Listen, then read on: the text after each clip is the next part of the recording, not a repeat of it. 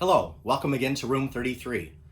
This week we have just celebrated Holy Trinity Sunday, the Sunday that the Church sets aside each year to name the Godhead that we believe in, Father, Son, and Holy Spirit.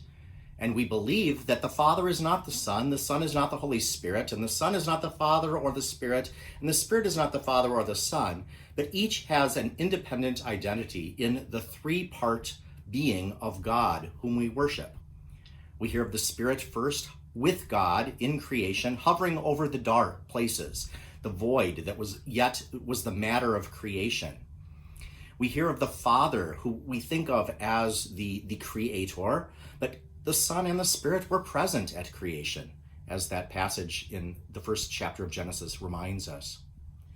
And then we learn of Jesus in the New Testament, where we follow his life from birth through his teachings and ministry, his healing of people, his radical change to the systems that existed in his time, to ultimately his death, resurrection, and then ascension.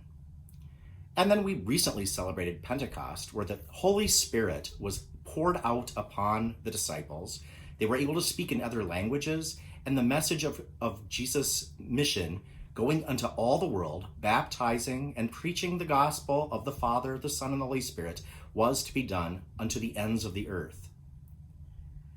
Musically, we can look at the Trinity through the lens of one of Lutheranism's greatest composers, Johann Sebastian Bach.